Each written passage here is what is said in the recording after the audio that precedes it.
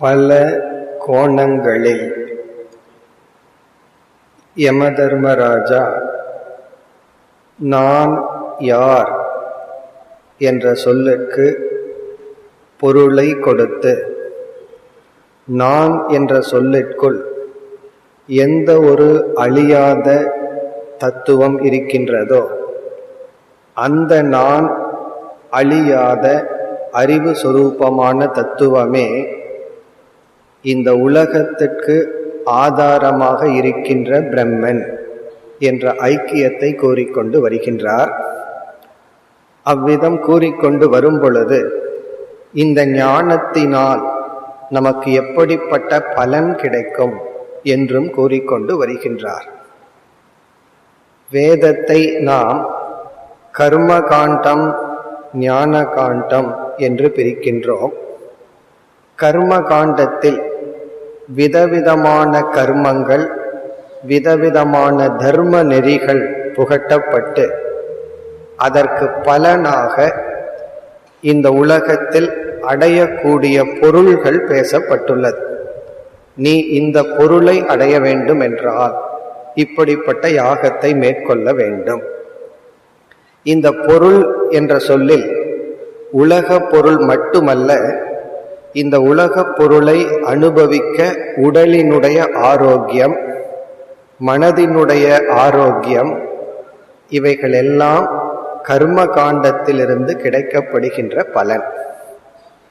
ஆனால் உபனிஷத்துக்களில் எந்த ஒரு கர்மமும் எந்த ஒரு யாகமும் லட்சியமாக அல்லது சாதனையாக குறிப்பிடாமல் நம்முடைய மனதை தூய்மைப்படுத்துவதற்கான சில சாதனைகளை கூறி பிறகு ஒருவித ஆத்ம ஞானத்தை கொடுத்து இந்த ஞானத்தினால் பலன் இது என்று கூறப்படுகிறது. அந்த பலனைத்தான் மோக்ஷம் என்று சொல்கின்றோம். விதவிதமான கோணங்களில் பலன் பேசப்பட்டிருக்கின்றது. நாம் அதையும் இப்பொழுது சேர்த்து பார்த்து கொண்டு வருகின்றோம். இந்த 5வது மந்திரத்தில் ஆரம்பித்து 9வது மந்திரம் வரை நேற்று நாம் அறிமுகப்படுத்தியது போல் சமஷ்டி வியஷ்டி அடிப்படையில் ஜீவ பிரம்ம ஐக்கியம். சமஷ்டி என்றால் முழுமை, அனைத்து, டோட்டல். வியஷ்டி என்றால் இண்டிவிஜுவல், தனித்தன்மை. நான் ஜீவன் என்று நாம் சொல்கின்றோம். ஜீவன் என்கின்ற எனக்கு அல்லது நான் என்ற சொல்லுக்குள் இருக்கின்ற தத்துவத்தில் 3 உடல்கள் அடங்குகின்றது. நமக்கு 3 உடல்கள் கொடுக்கப்பட்டுள்ளது. இந்த ஸ்தூல உடல், அதை புரிந்து கொள்வது மிக சுலபம். நம்முடைய மனதை சூக்ஷ்ம உடல் என்று சொல்லப்படுகிறது. பிறகு இதற்கு அப்பாற்பட்ட ஒரு உடலும் பேசப்படுகிறது. அதை காரண சரீரம், காரண உடல் என்று சொல்கின்றோம். இந்த காரண உடல் என்பது நாம் செய்து வைத்த பாப புண்ணியங்களினுடைய இருப்பிடம். நம்ம எவ்வளவோ பாவம் புண்ணியம் எல்லாம் பண்றோம், நற்கர்மங்கள் எல்லாம் செய்யறோம். அது எந்த இடத்தில் பதிந்திருக்கின்றது என்றால் அது காரண சரீரம். இப்ப ஜீவனாகிய நான் காரண சரீரத்துல மட்டும் பற்று வைத்து மனதையும் உடலையும் விட்டு விடும் பொழுது, ஐடென்டிபிகேஷன், அதில் இருக்கிற அபிமானத்தை விடும் பொழுது அந்த ஜீவனுக்கு கிடைப்பது ஆழ்ந்த உறக்கம். ஆழ்ந்த உறக்கம், அத்துடன் ஆனந்தம். ஆனந்தமும் இருக்கு, ஆழ்ந்த உறக்கமும் இருக்கு.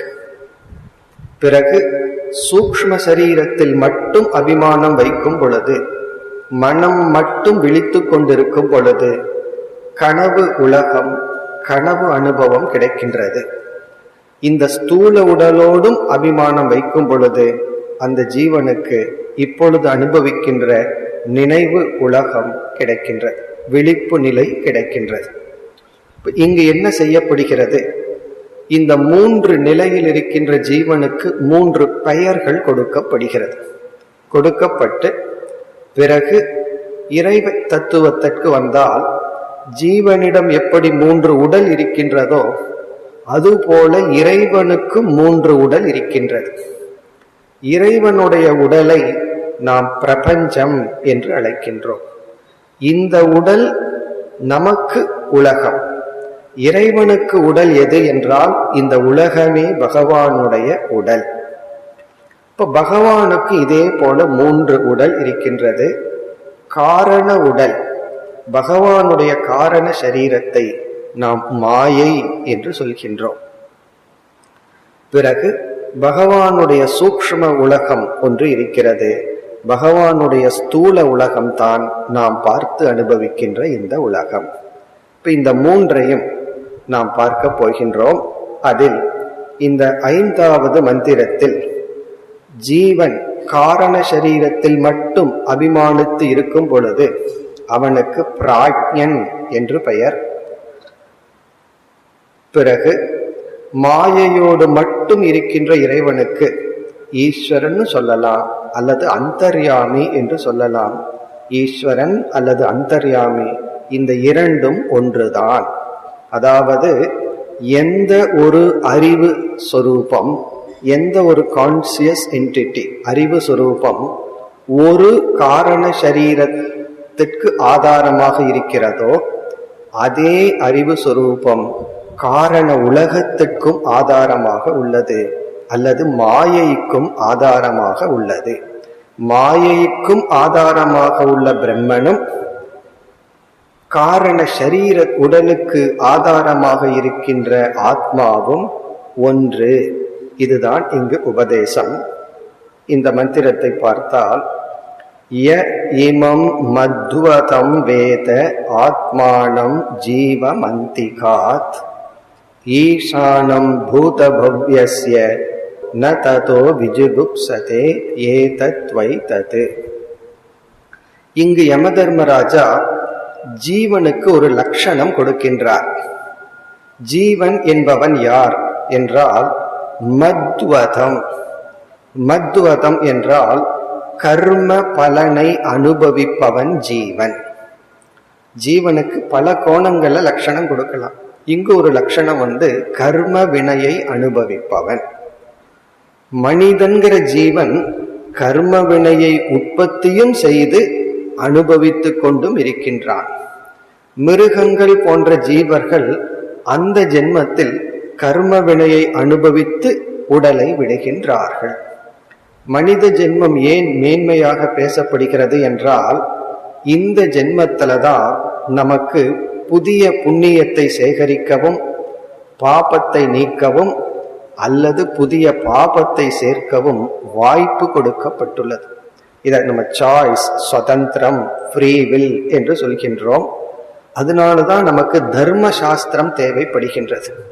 தர்ம சாஸ்திரம் யாருக்கு வேணும்னா, யார் தர்மத்தை பின்பற்ற முடியும் அல்லது தர்மத்தை விட முடியுமோ அவர்களுக்கு தான் உபதேசம் செய்யணும். மிருகங்களுக்கு தர்மசாஸ்திரம் கிடையாது. காரணம், அதற்கு தர்ம அதர்மத்தை பற்றி அறிவே கிடையாது. அதுக்கு என்ன குணத்துடன் உள்ளதோ அந்த குணத்துடன் பிறந்து அப்படியே வளர்ந்து இறந்து விடுகிறது. இப்ப இங்கு ஜீவன் என்பவன் கர்மத்தை மேற்கொண்டு அதனுடைய வினையை அனுபவித்து கொண்டிருக்கின்ற சம்சாரி. அந்த ஜீவன் ஆத்மாவை அந்திகாத் ஒன்றாக யாருடன், ஈசானம் பூதபவ்யஸ்ய. பூதபவ்யம் என்றால் 2 காலம், கடந்த காலம், எதிர்காலம், பிறகு நிகழ்காலம். இந்த 3 காலத்திற்கு அப்பாற்பட்டிருக்கின்ற இந்த இறைவனை ஒன்றாக அறிகின்றாரோ, அதாவது நாம் காரண சரீரத்தில் இருக்கும் பொழுது காலத்தை கடந்திருக்கின்றோம். மனதை கடந்து விட்டால் காலத்தையும் கடந்து விடுகின்றோம். அதனாலதான் யாராலும் நான் எவ்வளவு நேரம் தூங்கினேன்னு சொல்ல முடியாது. தூங்கி எழுந்ததற்கு பிறகு நம்ம அரை மணி நேரம் தூங்கி இருக்கிறோமா 3 மணி நேரம் தூங்கி இருக்கிறோமான்னு நம்ம பார்த்து தான் கண்டுபிடிக்க முடியுமே தவிர உறக்கத்தில் நாம் காலத்தை கடந்து விடுகின்றோம். காரணத்துக்குள் செல்லும் பொழுது காலத்தையே நாம் கடந்து விடுகின்றோம். ஆனா மனம் விழித்து கொண்டால் அப்பொழுதுதான் காலம் வருகின்றது. இப்ப காலம், தேசம், மனம் இவைகளெல்லாம் சேர்ந்து வரும், சேர்ந்து போகும். அப்படிப்பட்ட இறைவன், காலத்தை கடந்திருக்கின்ற அந்த இறைவனும் இந்த ஜீவனும் ஒன்று. சரி, இப்படி கஷ்டப்பட்டு நான் யாருன்னு விசாரம் பண்ணி உடல் மீதுள்ள பற்றை நீக்கி ஆத்ம ஞானத்தை அடைதல் கடினம் அல்ல, சாஸ்திரம் கேட்கிறது கஷ்டம் அல்ல, ஆனால் அதற்கு தகுதிப்படுத்துவதுதான் மிக மிக கடினம். உபனிஷத் சொல்லும், ஆத்ம ஞானத்தை அடைதல் அப்படிங்கிறது உணவை உட்கொள்வதை போல. இப்ப பசி அப்படின்னு ஒண்ணு இருக்கு, அதை நீக்கணும்னா உணவை உட்கொள்ள வேண்டும். யாராவது நான் கஷ்டப்பட்டு உணவை உட்கொண்டு பசியை நீக்கினேன்னு சொல்கிறார்களா? அந்த உணவை உட்கொள்வதிலேயே ஒரு ஆனந்தம் இருக்கின்றது. பிறகு கஷ்டம் என்னன்னா அந்த உணவை தயார் செய்தல், அதை ப்ரிப்பேர் பண்றதுதான் கஷ்டமே தவிர உணவை உட்கொள்வது கடினம் அல்ல. அதுல ஒரு மகிழ்ச்சி இருக்கு.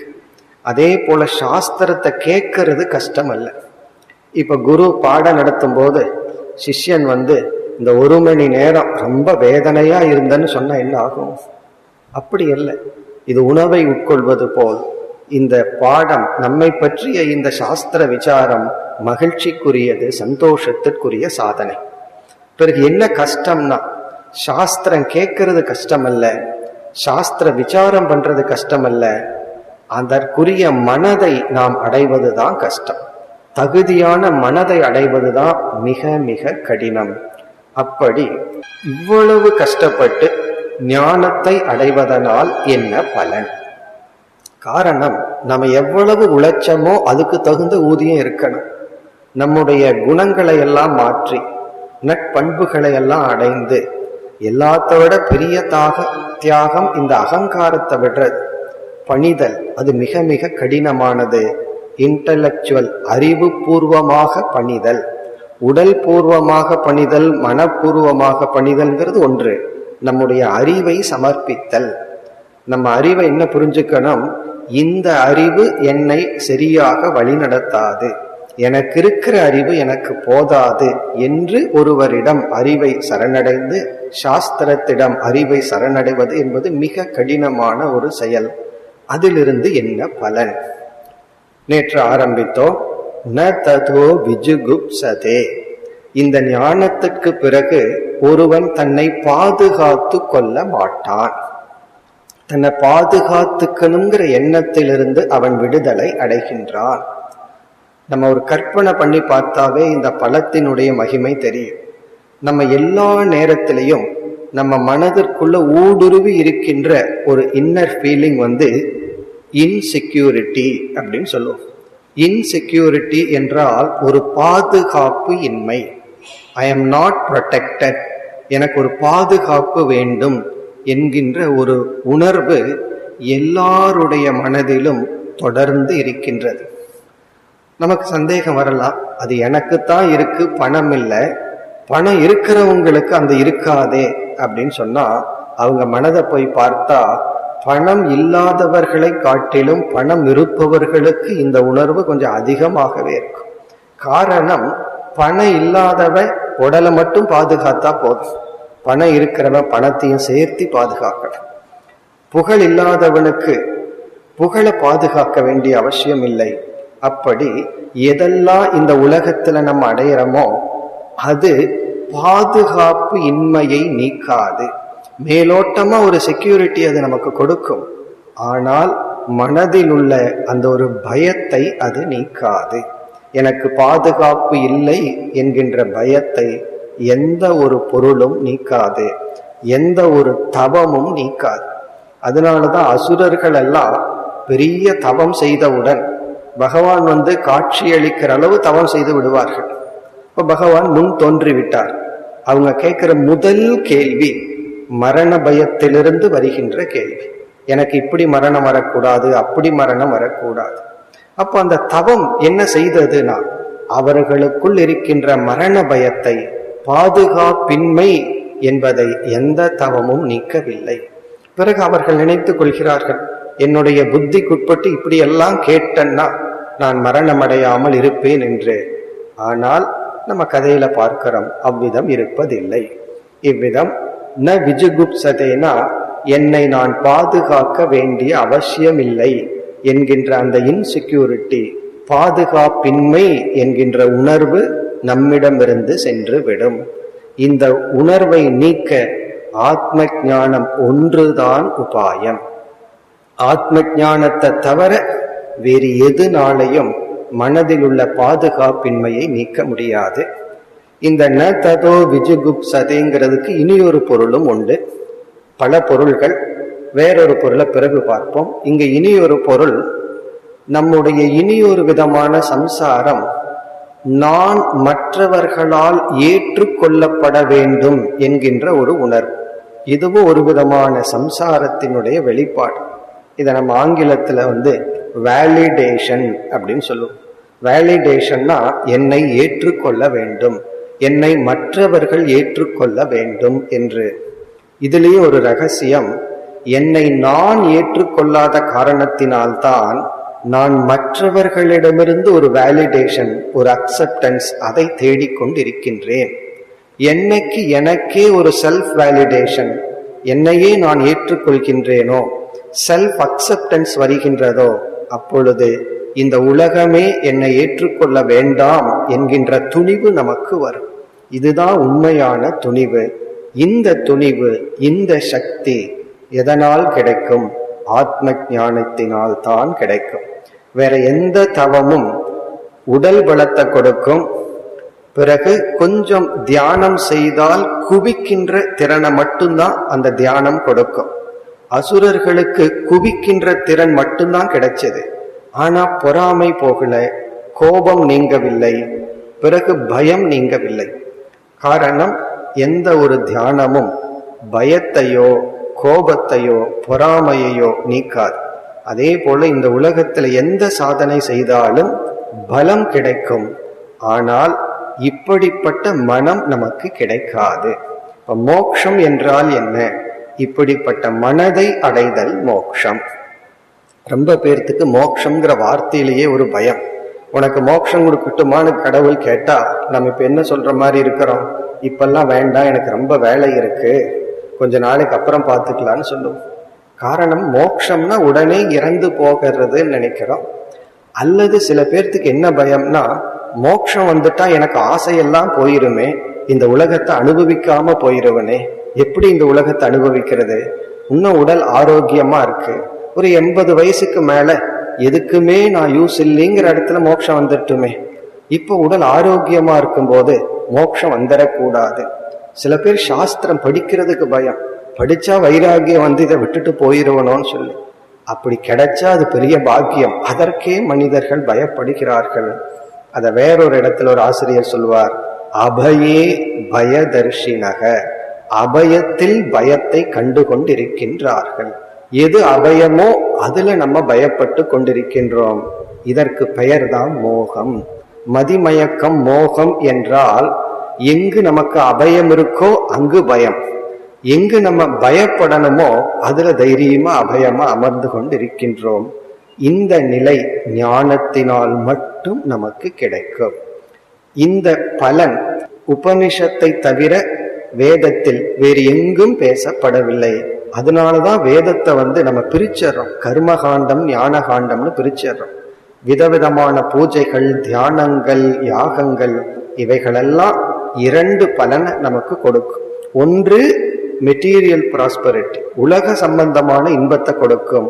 அல்லது அவைகளையே கர்ம யோகமாக செய்தால் மன தூய்மையை நமக்கு கொடுக்கும், விவேகம், வைராகியம் போன்றவைகளை கொடுக்கும். அதுதான் கர்ம காண்டத்தினுடைய பலன். ஆனா ஞான காண்டத்துலதான் இப்படி ஒரு பலன் இருக்கின்றது. அதாவது மோக்ஷங்கிற பலனை தியானிப்பதும் ஒரு விதமான சாதனை. வேறொரு இடத்துல ஒரு ஆசிரியர் கூறுவார், மோட்சத்தை நம்ம இப்ப அடைய வேண்டாம், தற்காலிகமா தியான காலத்தில் ஒரு 20 நிமிடம் இந்த பலன் எனக்கு இருப்பதாக தியானிப்போம்னு வையும்.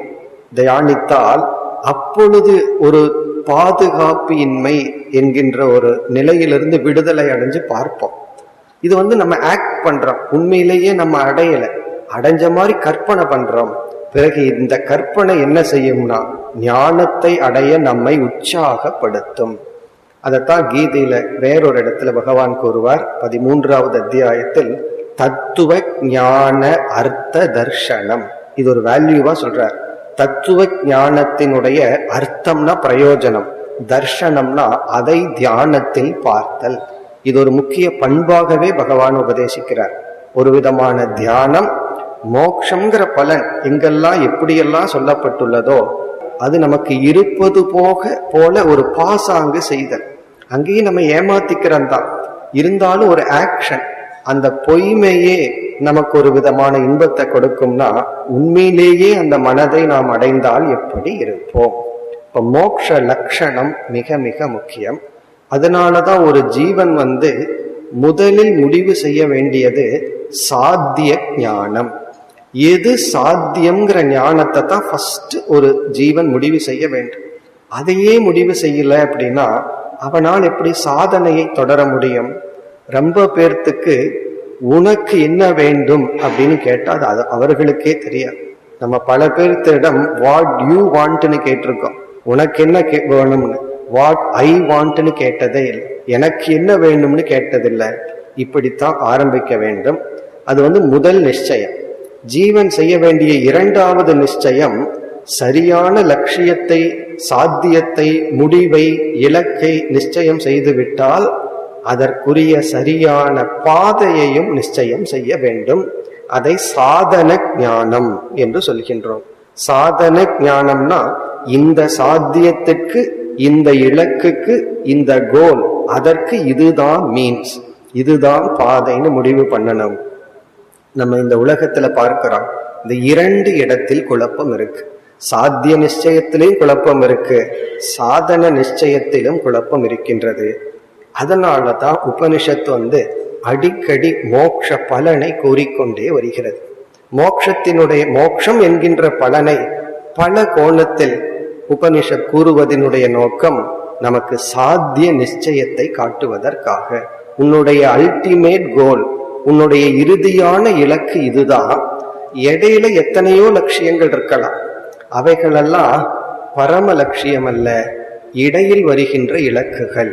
ஃபைனல் கோல் என்னன்னா உன்னை நீ உயர்த்தி கொள்ளுதல், உன் மனதில் இருக்கின்ற பாதுகாப்பின்மையை நீக்குதல், உன் மனதில் மோட்சத்தை அடைதல். சில பேர்த்துக்கு இங்க இனியொரு சந்தேகம் வரும், எனக்கு மட்டும் நான் மோட்சத்தை அடைகிறது சுயநலம் இல்லையா அப்படின்னு சொல்லி. எனக்கு மட்டும் மோட்சத்தை அடைகிறது சுயநலம் அல்ல. காரணம், நாம் சம்சாரியாக இருந்தால் நாம் நம்மையும் துயரப்படுத்தி மற்றவர்களையும் துயரப்படுத்துவோம். மோட்சத்தை அடைஞ்சாதான் நாம் முழுமையாக நம்மையும் துயரப்படுத்த மாட்டோம், மற்றவர்களையும் துயரப்படுத்த மாட்டோம். அப்போ உலகத்திற்கு உண்மையான ஒரு பெரிய நன்மையை செய்ய வேண்டும் என்றால் நாம் மோட்சத்தை அடைதல். அதனாலதான் சில ஞானிகள் இந்த உலகத்துக்கு என்ன கான்ட்ரிபியூஷன் பண்றாங்கிறது நமக்கு விளங்காது. அவர்களுடைய பிரசன்ஸ், அவர்களுடைய மனமே இந்த உலகத்தை பேலன்ஸ் பண்ணிட்டு இருக்கு, அது நமக்கு ஆரம்பத்தில் விளங்காது. ஆகவேதான் இடையிடையே யம தர்மராஜா ஞான பலனை கூறிக்கொண்டு வருகின்றார். இனி மேலும் ந ததோ விஜுகுப்சதேங்கிற வாக்கியம் வரப்போகின்றது. அதற்கு வேறொரு பொருள் இருக்கின்றது, அதை அங்கு பார்ப்போம். இனி அடுத்த மந்திரத்திற்கு செல்கின்றோம். 6, 7 இந்த 2 மந்திரங்களில் மீண்டும் ஜீவ பிரம்ம ஐக்கியம். இந்த ஐக்கியம் எப்படி செய்யப்படுகிறது என்றால், ஜீவனாகிய நாம் காரண சரீரத்திலிருந்து நம்முடைய ஐடென்டிபிகேஷன், அபிமானத்தை நம்முடைய மனது வரை செலுத்துகின்றோம். மைண்ட் வரை, சூக்ஷ்ம சரீரம் வரை அபிமானிக்கும் பொழுது அந்த ஜீவனுக்கு தைஜசன் என்று பெயர். இந்த ஜீவனுக்கு ஒரு பெயர் தைஜசன். தைஜசன் சொன்னா நான் கனவு கண்டு கொண்டு அல்லது மனதில் மட்டும் அபிமானத்தை வைத்து இந்த உடல்ல அபிமானத்தை வைக்கவில்லை என்றால் அந்த எனக்கு தைஜசன்னு பேர். இனி அதே போல இறைவன், நமக்கு ஒரு மனம் இருக்கு. இறைவனுடைய மனம் என்ன? இறைவனுடைய சூக்ஷ்ம உலகம் என்ன? இறைவனுடைய சூக்ஷ்ம உடல் என்ன என்று கேட்டால், நம்முடைய அனைத்து மனமும் இறைவனுடைய மனம். இந்த சூக்ஷ்ம பிரபஞ்சமே அவருடைய சூக்ஷ்ம உடல். இப்ப இறைவன் பிரம்மன் என்ற தத்துவம் மாயையோடு மட்டும் அபிமானம் வைக்கும் பொழுது அந்த ஈஸ்வரனை ஈஸ்வரன்னு சொல்லலாம், அந்தர்யாமின்னு சொல்லலாம். அவரே மாயையிலிருந்து சூக்ஷ்ம உலகத்தை படைத்து விட்டார் என்றால் அந்த சூக்ஷ்மமான உலகத்துக்கு அதிபதியாக இருக்கின்ற இறைவனுக்கு ஹிரண்ய கர்ப்பன் என்று சாஸ்திரம் பெயர் கொடுக்கின்றது. ஹிரண்ய கர்ப்பன் என்றால் சூக்ஷ்ம உலகத்தை படைத்த இறைவன். அவர் இன்னும் ஸ்தூல உலகத்துக்கு வரல, சூக்ஷ்ம உலகத்தில் அபிமானம் வைக்கின்ற இறை தத்துவம். அவருக்கு ஹிரண்ய கர்ப்பன். சில சமயம் அவரை பிராணன் என்றும் அழைக்கின்றோம். அவரை சமஷ்டி சூக்ஷ்ம சரீரத்துடன் இருப்பவர். இப்ப நம்ம மனசுக்கு ஒரு சக்தி இருக்கு, அப்படி ஒவ்வொரு மனசுக்கு ஒவ்வொரு சக்தி இருக்கு. பகவானுடைய மனம் எது என்றால் நம்முடைய அனைத்து மனமும் சேர்ந்தது பகவானுடைய மனம். அப்ப நம்ம மனதில் இருக்கிற பலகீனம் எல்லாம் பகவானுக்கு வருமா என்றால் நம்ம ஏற்கனவே பார்த்திருக்கோம். இண்டிவிஜுவல் டோட்டல் ஆகும் பொழுது கண்ணுக்கு தெரியாத ஏதோ ஒரு புதிய சக்தி பிறக்கின்றது. அப்படி நம்ம மனம், எல்லா மனமும் ஒட்டு மொத்தமா பார்க்கும் பொழுது எந்த மனமும் எந்த மனதையும் வெறுத்து கொள்ளாது. எல்லா மனதில் உள்ள சக்தியும் இறைவனுடைய சக்தி ஆகின்றது. இப்ப இந்த 2 மந்திரங்களில் 6, 7 இந்த 2 மந்திரங்களில் ஹிரண்ய கர்ப்பனை வர்ணித்து, இப்படிப்பட்ட ஹிரண்ய கர்ப்பன் என்ற இறைவன் எந்த அறிவு சொரூபமாக இருக்கின்றாரோ அவரும் தைஜசன் என்று சொல்லப்படுகின்ற ஜீவனுடைய சாராம்சமும் ஒன்றுதான் என்ற ஐக்கியம். இனி அடுத்தது ஸ்தூல உடலுக்கு ஐக்கியத்தை பார்க்க போகின்றோம். இங்கு ஹிரண்ய கர்ப்பனுடைய சில இலக்கணங்கள் வருகின்றது. யார் ஹிரண்ய கர்ப்பன்? இப்படிப்பட்டவர் ஹிரண்ய கர்ப்பன். எப்பூர்வம் தபசோ ஜாதம். இந்த இடத்துல இனி ஒரு கருத்து வருகின்றது. இதுவும் உபனிஷத்திற்குள்ள ரொம்ப பிரசித்தமான, அடிக்கடி கூறப்படுகின்ற கருத்து. இறைவன் எப்படி உலகத்தை படைக்க ஆரம்பித்தார்? உலகத்தை படைக்கிறது அவர் எப்படி படைப்பு தொழிலை ஆரம்பித்தார், எப்படி கிரியேட் பண்ணார்னா மிக அழகான சொல். யக பூர்வம் தபசக ஜாதம். இறைவன் ஒரு தவத்தை மேற்கொண்டார். அந்த இறைவனுடைய தவம் தான் இந்த படைப்பு. அப்ப இந்த உலகம் எப்படி வந்ததுன்னா பகவான் தவம் செய்யலாம் என்ற ஒரு சங்கல்பத்தை செய்தார். பிறகு அவருடைய தவம் தான் இந்த உலகம்.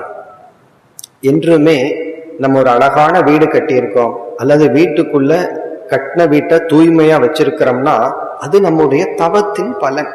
அதற்கு நம்ம உழைப்பை கொடுக்கணும், பொருளை கொடுத்திருக்கணும், கவனத்தை கொடுத்திருக்கணும். நம்மிடம் எது இருந்தாலும் உடலை ஆரோக்கியமா வச்சிருந்தோம் அப்படின்னா அது நம்முடைய தவத்தின் பலன். வீட்டை ஆரோக்கியமா வச்சிருந்தா, தூய்மையா வைத்திருந்தா அது தவத்தின் பலன். நம்மை சுற்றி இருக்கின்ற உறவுகளை நன்கு வைத்திருந்தால் நமக்கு சில நல்ல உறவுகள் கிடைக்கின்றது, அதை ஒழுங்கா மெயின்டைன் பண்ணி வைத்திருந்தால் அதுவும் தவத்தின் பலன். அப்படி நம்முடைய சூழ்நிலை, உடல், இவை அனைத்தும் அல்லது எந்த ஒரு கிரியேஷன் அது தவத்தினுடைய பலன். எந்த ஒரு உற்பத்தியும் படைப்பும் தவத்தின் பலன். இது நம்முடைய வாழ்க்கையில அதே பிரின்சிபல் தான் இறைவனுக்கும். இறைவன் இந்த உலகத்தை படைக்கணும்னு நினைத்தவுடன் அவர் தவத்தை மேற்கொண்டார். சகோ தபக அதப்யத. அவர் தவத்தை மேற்கொண்டு தபஸ் தப்துவா இதம் அசிருஜது. இதெல்லாம் அடிக்கடி உபனிஷத்துல வரும். தவத்தை மேற்கொண்டு இந்த உலகத்தை படைத்தார். ஆனா பகவான் படைச்ச உலகம் எவ்வளவு அழகான உலகம், நம்ம படைச்சிருக்கிற உலகம் எப்படிப்பட்ட உலகம், அதை நம்ம பார்த்தோம்னா வேற்றுமை நமக்கு தெரியும். இந்த பகவானுடைய உலகம் 100% ஆர்டர்ல இருக்கிற உலகம். நம்ம எந்த ஒரு ஆர்டரையும் மீறி சென்று விட முடியாது. இதை வச்சுட்டு தான் இந்த உலகத்தை நம்ம கவனிச்சு தான் எல்லாமே ஒரு நியதிக்கு உட்பட்டு இருக்கிறத பார்க்கிறோம். எல்லாத்துலயும் ஒரு ஆர்டர் இருக்கு. உடல்ல ஒரு நோய் வந்தாலும் அதுலயும் ஒரு ஆர்டர் இருக்கு. அதனாலதான் அதற்கு ஒரு படிப்பு இருக்கு, மருத்துவர்கள் இருக்கின்றார்கள். எதுவுமே ஒரு டிசார்டரா இல்லை. ஆகவே நம்ம புரிஞ்சுக்கிறோம், ஒரு இயக்கம் ஒழுங்காக இயங்குகிறது என்றால் இதை இயக்குபவன் இருந்தாக வேண்டும்.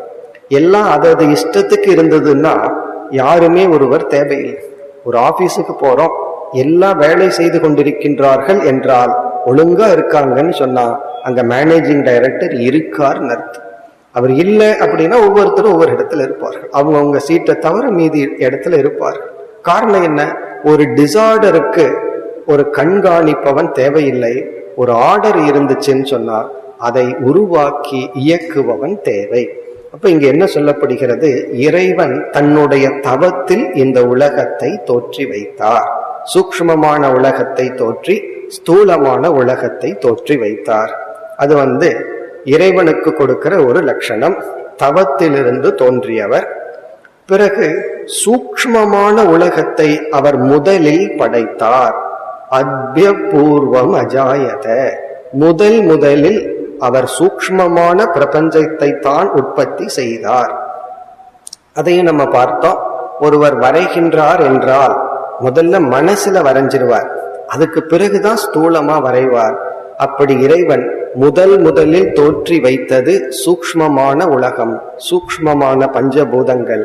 பிறகு ஸ்தூலமான உலகத்தை தோற்றி வைத்தார். அடுத்த கருத்து, குகாம் பிரவிஷ்ய திஷ்டந்தம். இந்த இறைவன், அதாவது ஹிரண்ய கர்ப்பனாக இருக்கின்ற இறைவன் நம்முடைய அனைவருடைய சூக்ஷ்ம சரீரத்திற்குள் இருக்கின்றார். கடவுள் எங்க இருக்கார்னு ஒரு கேள்வி கேட்டா இங்கு உபனிஷத் பதில் சொல்கின்றது, நம்முடைய மனசாட்சியாக மனதிற்குள் இருக்கின்றார். மனசாட்சி கடவுள்னு சொல்லிடக்கூடாது. காரணம், சில பேர் கொஞ்ச நாள்ல அந்த மனசாட்சியே கெடுத்து விடுவார்கள். ஒரு தப்பு கொஞ்ச நாள் செய்துட்டு பிறகு அவங்களுக்குள்ளே ஒரு காம்ப்ரமைஸ் ஆயிரும், இது சரிதான், இதெல்லாம் செய்யாம வாழ முடியாதுன்னு தர்மத்தையே மாற்றிக்கொள்வார்கள்.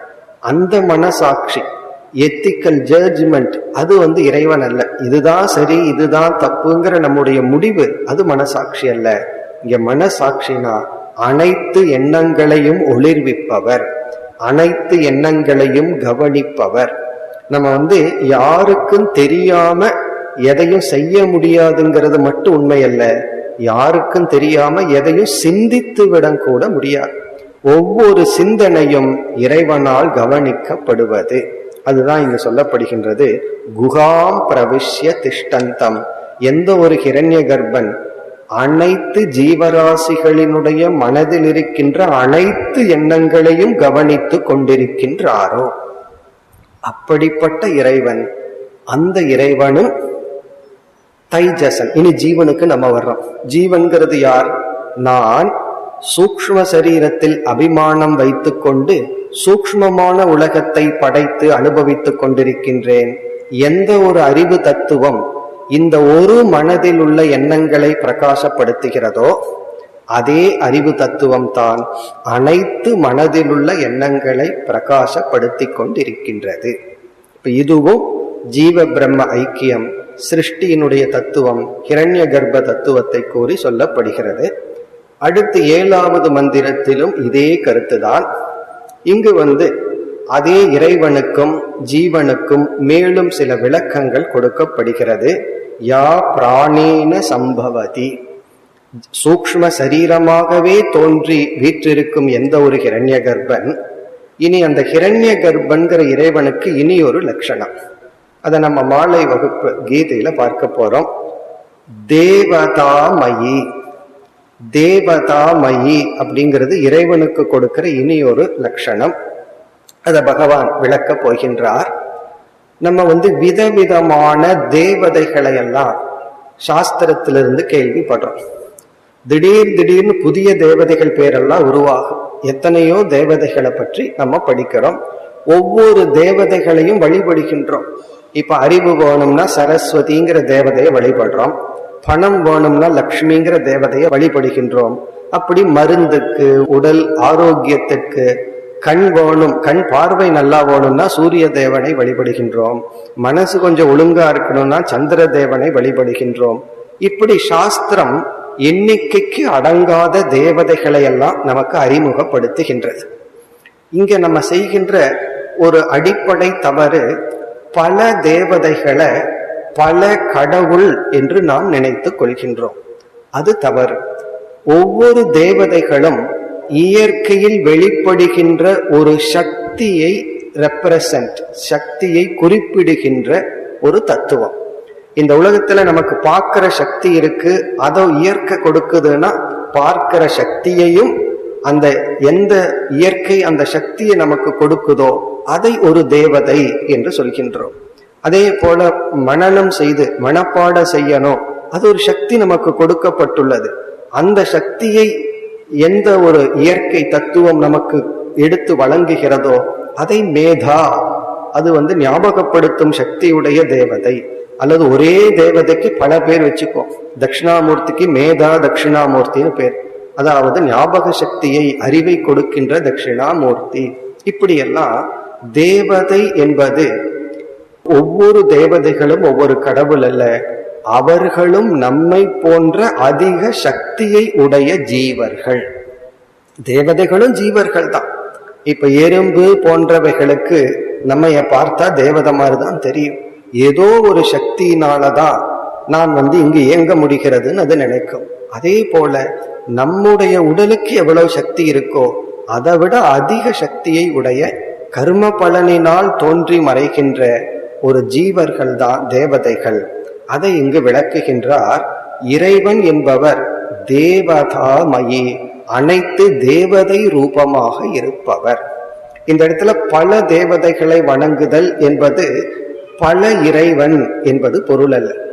எப்ப இரண்டு கடவுள்னு சொல்லிட்டோமோ அந்த வாக்கியமே செல்ஃப் கான்ட்ரடிக்ஷன், அந்த வாக்கியமே தோஷத்துடன் கூடியது.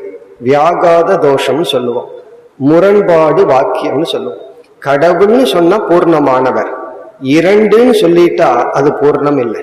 ஒன்றுக்கு மேல் இருந்தால் இது அதை வரையறுத்து விடும், அது இதை வரையறுத்து விடும். ஆகவே இறைவன் சொன்னா அவர் ஒரு தத்துவம் தான். ஆனால் அந்த இறைவன் அனந்த சக்திகளாக வெளிப்படுகின்றார்கள். அதனால சாஸ்திரம் அனந்த தேவதைகளை நமக்கு அறிமுகப்படுத்தி அந்தந்த சக்திக்கு அந்தந்த தேவதையை வழிபட வேண்டும் என்றெல்லாம் கூறியுள்ளது. இது காமிய பிரார்த்தனைக்கு மட்டுமல்ல. உபனிஷத்திற்குள்ள போய் பார்த்தோம்னா உபனிஷத் மாணவர்களும் பத்ரம் கர்ணேபி தேவாகா, காதுல நல்லதை கேட்க வேண்டும், கண்களில் நல்லதை பார்க்கணும் நல்லா அந்தந்த தேவதைகளிடம் வேண்டுகின்றார்கள். இப்ப இந்த மாணவனும் அந்தந்த தேவதைகளிடம் மோட்சத்திற்காக ஆரோக்கியத்தை கேட்கின்றார்கள். இப்ப தேவதைகளிடம் நம்ம பிரார்த்தனை பண்ணலாம் ரெண்டு பர்பஸுக்கு, மோட்சத்திற்காக அல்லது போகத்திற்காக. இன்பத்திற்காகவும் தேவதையை பிரார்த்தனை பண்ணலாம், அல்லது மோட்சத்திற்காகவும். அந்த தேவதை சொரூபமாக இருப்பவர் யார் என்றால் இறைவன். இங்க என்ன சொல்லப்படுகிறது? தேவதை சுரூபமாக இருக்கின்ற அனைத்து தேவதை ரூபமாக இருக்கின்ற இறைவனும் நம்முடைய புத்தியை பிரகாசப்படுத்தி கொண்டிருக்கின்ற ஒரு அறிவு சொரூபமும் ஒன்று. இவ்விதம் ஐக்கியப்படுத்துகிறது. இந்த மந்திரங்கள் எல்லாம் அந்த ஹிரண்ய கர்ப்பன் அல்லது ஈஸ்வரனை பற்றிய விளக்கம், இறை ஞானத்தை இந்த மந்திரங்கள் நமக்கு கொடுக்கின்றது. பிறகு இதுல இனி ஒரு சொல்லும் இருக்கின்றது, அதிதிகி.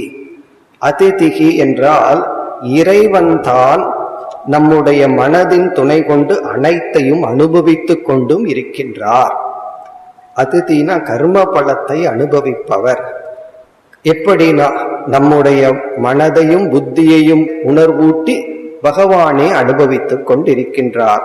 ஆனால் அந்த அனுபவத்தினால் தாக்கப்படாமல் இருந்து கொண்டிருக்கின்றார். இப்படிப்பட்ட ஹிரண்ய கர்ப்பனே தைஜசன். அதுதான் கருத்து. இனி நம்ம 8வது மந்திரத்திற்கு வருகின்றோம். ஒவ்வொரு மந்திரத்தினுடைய சாராம்சத்தை பார்த்துட்டு வர்றோம். இப்ப இந்த மந்திரத்தில் நீங்களே கூறிவிடலாம். அடுத்த படிக்கு செல்கின்றோம். ஜீவன் ஆகிய நாம் இந்த உடல் வரை நான்கிற புத்தி அபிமானம் வந்து விட்டால் நமக்கு அவ்வளவுதான் பண்ண முடியும். அதுக்கு மேல எந்த பொருளையும் நான் சொல்ல முடியாது. இந்த ஸ்தூல உடல் வரை நான் சொல்லலாம். அதற்கு மேல நான் சொன்னோம் அப்படின்னா நம்ம மனசு ஒழுங்கா இல்லைன்னு அர்த்தம்.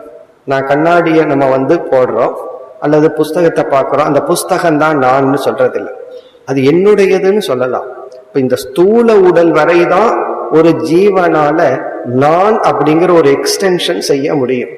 அதனால ஒரு ஜீவனுக்கு எவ்வளவு உடல் கொடுக்கப்பட்டுள்ளதோ அந்த உடல் முழுவதும் அவனுக்கு எவ்வளவு டார்கெட் இருக்கோ அவ்வளவு முழுவதும் நான்கிறத எக்ஸ்டென்ஷன் செய்து விட்டான்.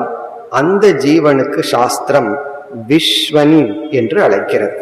விஸ்வன்னா டோட்டல் அர்த்தம். அவன் எவ்வளவு தூரம் அனாத்மாவை உடலை நான் சொல்ல போறதுக்கு வாய்ப்பு இருக்கோ அவ்வளவு தூரம் போயிட்டான்னு அர்த்தம். அப்ப இந்த உடலை நான் சொல்லி இப்போ சாஸ்திரம் நமக்கு கொடுக்கிற பேர் விஸ்வன். ஏன்னா இந்த உடல் மீது அபிமானம் இருக்கு, உலகத்தை அனுபவிச்சுட்டு இருக்கோம். கனவில் இருக்கிற நமக்கு சாஸ்திரம் கொடுக்கிற பேர் தைஜசன். ஆழ்ந்து உறங்கிக் கொண்டிருக்கின்ற நமக்கு சாஸ்திரம் கொடுக்கிற பேர் பிராக்ஞன். இந்த மூன்றையும் காமன ஜீவன் என்று சொல்கின்றோம். அவன் விஸ்வன். இனி இறைவனுக்கு வருவோம்.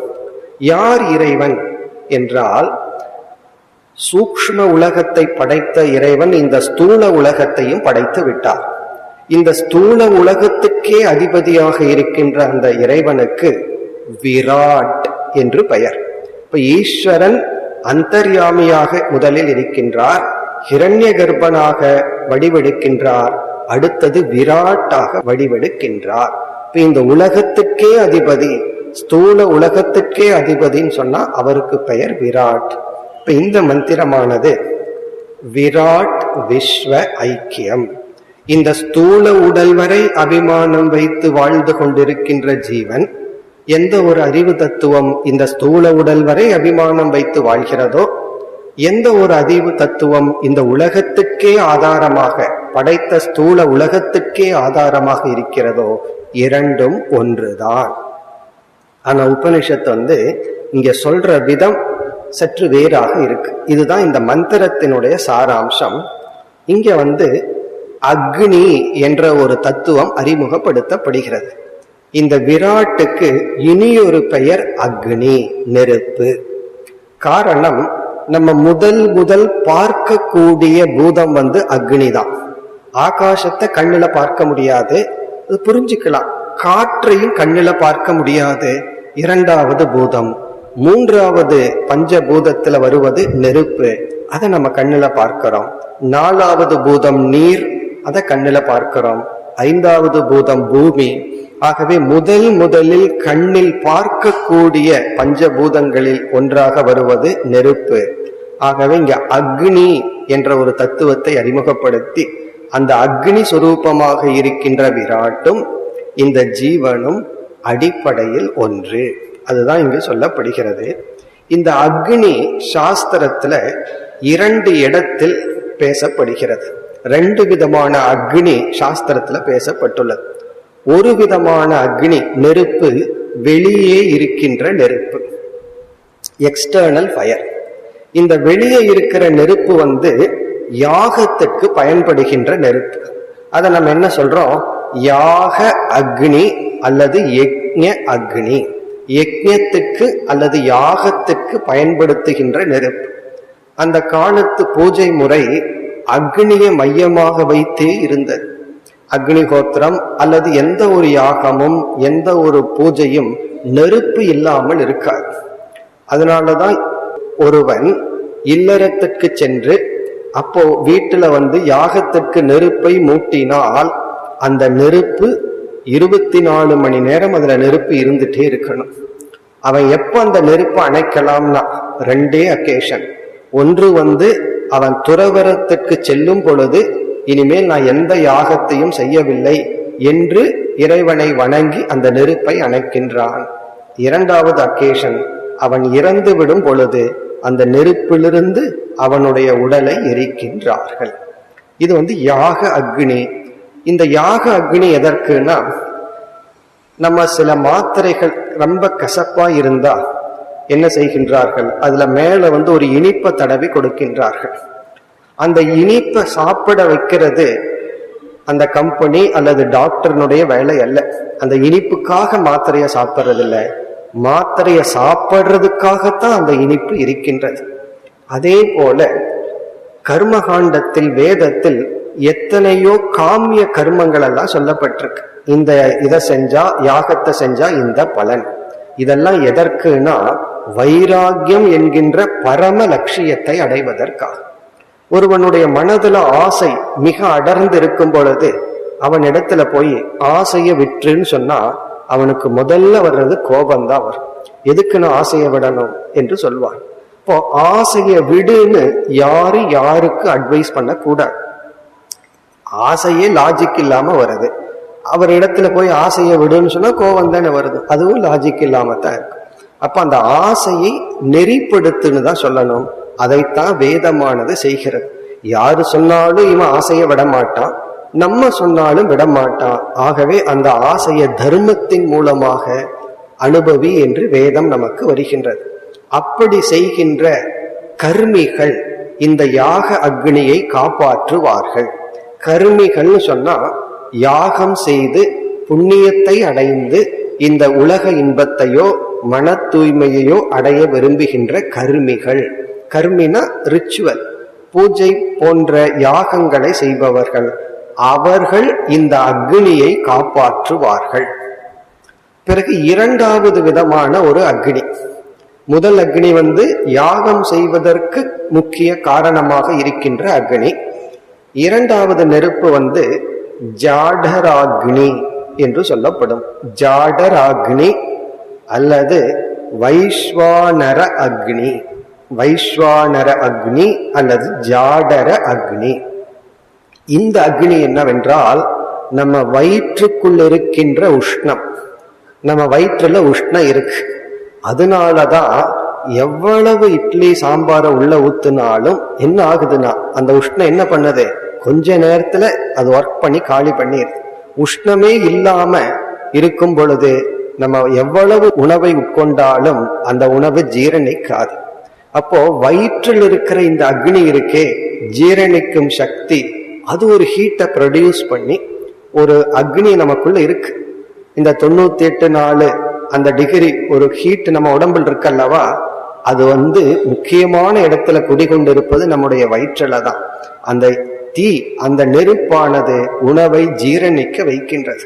இப்ப இந்த அக்னியை யார் பாதுகாப்பார்கள் என்றால், அதை இங்க யம தர்மராஜா கூறுகின்றார், யார் தியானம் செய்கின்றார்களோ, யார் தியானம் உபாசனை போன்ற சாதனையில் ஈடுபடுகிறார்களோ அவர்கள் வயிற்றுக்குள் இருக்கின்ற அக்னியை பாதுகாக்கின்றார்கள், போற்றுகின்றார்கள், வழிபடுகின்றார்கள்.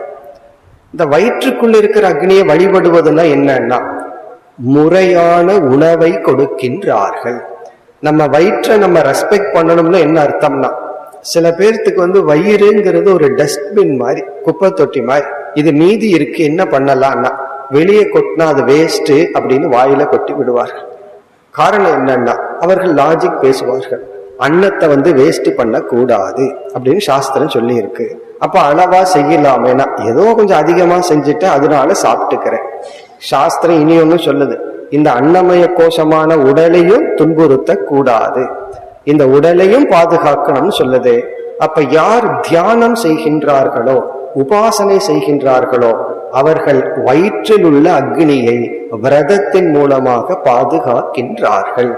இதனுடைய பொருள், உணவு கட்டுப்பாடு இருந்தால்தான் தியானம் செய்ய முடியும். நமக்கு சந்தேகம் இருந்தா எவ்வளவு சாப்பிடவுமோ அதை விட 2 மடங்கு சாப்பிட்டு தியானத்தில் அமர்ந்து பார்ப்போம். உடனடியே நமக்கு பலன் தெரியும், நம்மால் அது செய்ய முடிகிறதா இல்லையான்னு சொல்லி. தியானம் மட்டுமல்ல, அறிவு பூர்வமா ஏதாவது சிந்திக்கணும்னாலும் கூட இந்த ஜாடராக்னியை நாம் பாதுகாக்க வேண்டும். அதான் சொல்வார்கள், மத்திய பிரதேசம் காலியா இருந்தா தான் உத்தரப்பிரதேசம் வேலை செய்யும். மத்திய பிரதேசம்னா வயிறு, அது காலியா இருந்தா தான் உத்தரப்பிரதேசம்னா நம்முடைய புத்தி, அது ஒழுங்காக வேலை செய்யும். அதாவது உபாசகர்கள், தியானம் செய்பவர்கள் தன்னுடைய வயிற்றில் உள்ள அக்னியை பாதுகாக்கின்றார்கள். அப்படின்னா முறையான உணவு ஒழுக்கத்தை எடுத்துக் கொள்கின்றார்கள் என்றெல்லாம் கூறி, இந்த அக்னி தத்துவமாக இருக்கின்ற விராட்டும், இந்த விராட் எல்லா இடத்திலும் இருக்கார், அவர் அக்னி ரூபமாக இருக்கின்றார். அந்த விராட்டும் இந்த ஜீவனும் ஒன்று, விஸ்வனும் ஒன்று. அதுதான் இங்கு சொல்லப்படுகிறது, விராட் விஸ்வ ஐக்கியம். விராட்னு சொன்ன அக்னி, அதுதான் இங்க எப்படி சொல்லப்படுகிறது என்றால், இந்த வெளியே இருக்கிற அக்னி அந்த காலத்துல எப்படி எடுப்பார்கள்னா, 2 மரக்கட்டைகளை வைத்து உராய்வதன் மூலம் மறைந்திருக்கின்ற பாஹ்ய அக்னியை வெளிக்கொண்டு வருவார்கள். அரண்யோர் நிகிதோ ஜாத வேதாகா, அப்படித்தான் மந்திரம் ஆரம்பிக்கின்றது. 2 மரக்கட்டைகளுக்குள் ஜாத வேதாகனா இருக்கின்ற நெருப்பு. இங்க நெருப்பு அப்படின்னு சொன்னா இந்த நெருப்பை நம்ம விராட் என்று புரிந்து கொள்ள வேண்டும். அதை எப்படி கவனமாக மரியாதையுடன் எடுக்கின்றார்களோ, அதனாலதான் நம்ம சம்பிரதாயத்துல அக்னிக்கு மரியாதை கொடுக்க வேண்டும் சொல்வார்கள். அக்னிய வாயில ஊதக்கூடாது, அக்னி மீது எச்சில் படக்கூடாது, அக்னி இறை சொரூபம் என்று சொல்வார்கள். அது நம்முடைய சம்பிரதாயமாக இருந்தது. இந்த அக்னியை எப்படி பாதுகாக்கின்றார்கள்? யாகம் செய்பவர்கள், இல்லறத்தார்கள் இந்த அக்னியை எப்படி பாதுகாக்கிறார்கள் அப்படிங்கிறதுக்கு ஒரு உதாகரணம் கொடுக்கிறார் யம தர்மராஜா. கர்ப்ப இவ சுப்ருதோ கர்ப்பிணீபிகி, கர்ப்பிணி பெண்ணானவள் எப்படி தன்னுடைய வயிற்றில் இருக்கின்ற கர்ப்பத்தில், அதாவது குழந்தையை பாதுகாக்கின்றாளோ. இப்போ ஒருவர் கர்ப்பத்தை அடைந்து விட்டால் அதற்கு பிறகு அவளுடைய மனதை பார்த்தால் அனைத்து செயல்களும், அனைத்து சிந்தனைகளும், அவள் உட்கொள்கின்ற அனைத்து உணவும் அந்த கர்ப்பத்திற்கு பாதுகாப்பாக இருக்க வேண்டும் என்ற அடிப்படையிலேயே தான் அமையும். அந்த காலம் முழுவதும் கர்ப்பிணியினுடைய மனதில் எப்படி இந்த கர்ப்பமானது பாதுகாக்கப்பட வேண்டும் என்ற உணர்வுடன் வாழ்கின்றார்களோ, அதுபோல் உபாசகர்களும் யாகம் செய்பவர்களும் அக்னியை பாதுகாக்கின்றார்கள். இந்த கர்ப்பிணிங்கிறது எக்ஸாம்பிள். அதுபோல் யார் யாகம் செய்பவர்களும் தியானம் செய்பவர்களும் அக்னியை போற்றுகின்றார்கள். அக்னிதான் முதலில் பிரத்யக்ஷமாக தோன்றிய தேவதைன்னு சொல்வார்கள். ஆகவே அக்னியையே இறைவனாக வழிபடுகின்றார்கள். இதெல்லாம் எதற்குனா இப்படி சொல்லி, இப்படிப்பட்ட அக்னி சுரூபமாக இருக்கின்ற விராட் என்ற இறைவனும் இந்த உடலுக்கு ஆதாரமாக இருக்கின்ற ஆத்மாவும் அடிப்படையில் ஒன்று. இந்த விராட் நமக்கு உடலை கொடுப்பவர். நான் உடல் அப்படின்னா இந்த உடலை கொடுத்தவர் யார், படைத்தவர் யார்னா அந்த விராட்டுங்கிற இறைவன். இந்த உடலுக்கு ஆதாரமாக இருக்கின்ற ஆத்மா நான் என்று நாம் சிந்தித்தால் அந்த விராட்டும், விராட்டினுடைய ஆத்மஸ்வரூபமும் இந்த உடலினுடைய ஆத்மஸ்வரூபமும் ஒன்று என்று இந்த ஸ்லோகங்களில் யம தர்மராஜா ஜீவ பிரம்ம ஐக்கியத்தை இவ்விதம் செய்கின்றார். அடுத்து 9வது ஸ்லோகத்தில் மீண்டும் ஹிரண்ய கர்ப்பனுக்கு வருகின்றார். இதில் என்ன கருத்தை கூறுகின்றார்? எல்லா தேவதைகளும் இறைவனுக்கு பயந்தே அந்தந்த காரியத்தை செய்து கொண்டிருக்கின்றது. இதுவும் உபனிஷத்துல கூறப்படுகின்ற ஒரு முக்கியமான கருத்து. எல்லா தேவதைகளும் தங்களுடைய வசமின்றி பயந்து காரியத்தை செய்கின்றது. யதக உதேதி சூரியக அஸ்தம் எத்திர கச்சதி. சூரியன் அந்த இறை தத்துவத்திற்கு பயந்து உதிக்கின்றது, சூரியன் அந்த இறை தத்துவத்திற்கு பயந்து அஸ்தமனம் ஆகின்றது. இதனுடைய சாராம்சம், இந்த உலகத்தில் நடைபெறுகின்ற அனைத்து நியதியும் இறைவனுடைய கட்டுக்குள் உட்பட்டது. நாம் ஒரு லா அண்ட் ஆர்டரை உருவாக்கணும்னா உருவாக்கியவர்களே அதை மீறுவார்கள். ஆனா இறைவன் உருவாக்கிய அந்த நியதியை இறைவன் உட்பட யாராலும் மீறிவிட முடியாது. இதுவும் ஒரு ஜீவன் புரிந்து கொள்ள வேண்டிய ஒரு பெரிய ரகசியம். நம்ம சுலபமாக நம் அறிவை கொண்டு ஒருவரை ஏமாற்றி விடுகின்றோம். குறைவா உழைத்து அதிக பலனை பெற்றார். அப்ப நம்ம என்ன நினைச்சுக்கிறோம்? நான் நியதியை மாற்றி விட்டேன், நான் குறைவான உழைப்பை கொடுத்து அதிகமாக ஊதியத்தை பெற்று விட்டேன் அப்படின்னு சொல்லி நம்ம இந்த கர்ம தத்துவத்தையே மாற்றி விட்டதா நினைக்கிறோம். உண்மையை சொல்லி அடைய வேண்டிய ஒன்றை பொய் சொல்லி அடைந்து விடுகின்றோம். மேலோட்டமா பொய் சொன்னா நமக்கு கிடைச்சிடுற மாதிரி இருக்கு. அப்ப நம்ம நினைக்கிறோம், பொய்யினால் இதை நான் அடைந்தேன். எல்லாத்துக்கும் வர ஒரு பெரிய சந்தேகம், எல்லாம் பொய் சொல்கிறார்கள், ஏமாற்றுகிறார்கள், அவர்கள் நல்லா இருக்கிறார்களே, உண்மையை சொல்ற நான் நல்லா இல்லையே, ஆகவே அந்த உண்மைக்கு ஏதாவது வேல்யூ இருக்கா? என்பது எல்லாருடைய சந்தேகம். இங்கு யமதர்மராஜா சொல்றார், பொய் சொல்லி அவர்கள் வெற்றியை அடைந்தார்கள் அப்படிங்கிறது நம்முடைய ராங் ஜட்ஜ்மெண்ட். நம்ம தப்பா முடிவு பண்ணிட்டோம். பொய் சொல்லி அவர்களுக்கு பணம் கிடைச்சிருக்கு, கொஞ்ச நேரம் இன்பமா இருக்கிறார்கள், அதுதான் வெற்றி. அதற்கு பிறகு அவர்களுடைய மனம் எந்த அளவு பாதிக்கப்படுகிறது, அந்த பொருளே அவர்களுக்குரிய பலனை எப்படி கொடுக்கின்றது, இதையெல்லாம் நம்ம தீர்க்கமா பார்க்கவில்லை, மேலோட்டமா பார்க்கிறோம். ஆகவே அந்த முடிவுக்கு வருகின்றோம். இங்கு யமதர்மராஜா கூறுவது, எந்த ஒரு இறை நியதியும் யாராலும் மீறி சென்று விட முடியாது. அப்படிப்பட்ட இந்த உலகத்தையே நடத்தி நியந்தாவாக இருக்கின்ற இறைவனுக்குள் எந்த ஒரு அறிவு தத்துவம் இருக்கின்றதோ அதே அறிவு தத்துவம் ஜீவஸ்வரூபமாகவும் உள்ளது. இதுதான் இந்த பகுதியினுடைய சாராம்சம். இவ்விதம் 9 மந்திரங்களில் இப்படிப்பட்ட கருத்துக்கள் வந்தது. இனி அடுத்த மந்திரத்தில் யமதர்மராஜா வேறு கருத்திற்கு வருகின்றார். நாளை நாம் பார்ப்போம். ஓம் பூர்ணமத பூர்ணமிதம் பூர்ணாத் பூர்ணமுதச்யதே பூர்ணஸ்ய பூர்ணமாதாய பூர்ணமேவாவசிஷ்யதே. ஓம் சாந்தி சாந்தி சாந்தி.